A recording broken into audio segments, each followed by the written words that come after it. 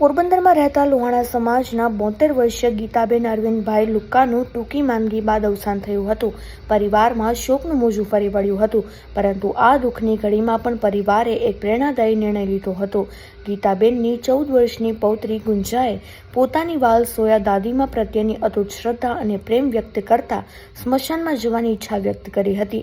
સામાન્ય રીતે સ્મશાનમાં મહિલાઓ કે યુવતીઓ જતી હોતી નથી, પરંતુ લુકા પરિવારે સમય સાથે કદમ મિલાવી ગુંજાના આ નિર્ણયને સમર્થન આપ્યું હતું. ગુંજા માત્ર સ્મશાન યાત્રામાં જોડાઈ એટલું જ નહીં, પણ સ્મશાનમાં પોતાના પિતા કમલેશભાઈ લુકાની સાથે ખભે ખભા મિલાવી ઊભી રહી હતી અને હિન્દુ શાસ્ત્રોક્ત વિધિ મુજબ પોતાની દાદીને મુખાગ્નિ આપી અગ્નિદાહ આપ્યો હતો.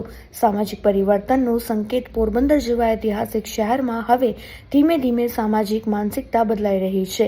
પહેલાના સમયમાં સ્મશાનમાં માત્ર પુરુષો જ જતા હતા, પરંતુ છેલ્લા કેટલાક સમયથી અહીં મહિલાઓ અને યુવતીઓ પણ સ્મશાન સુધી આવે છે અને પોતાના સ્વજનને વિદાય આપે છે.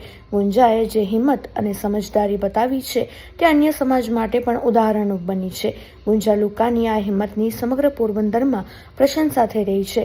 લોહાણા સમાજ સહિત વિવિધ સામાજિક સંગઠનોએ આ પહેલને આવકારી છે. જ્યારે સમાજમાં દીકરીઓને ભણાવવા અને આગળ વધારવાની વાતો થતી હોય ત્યારે અંતિમ સંસ્કાર જેવી ધાર્મિક વિધિમાં પણ દીકરીઓને સ્થાન મળવું એ સ્ત્રી સશક્તિકરણનું ઉત્તમ ઉદાહરણ છે.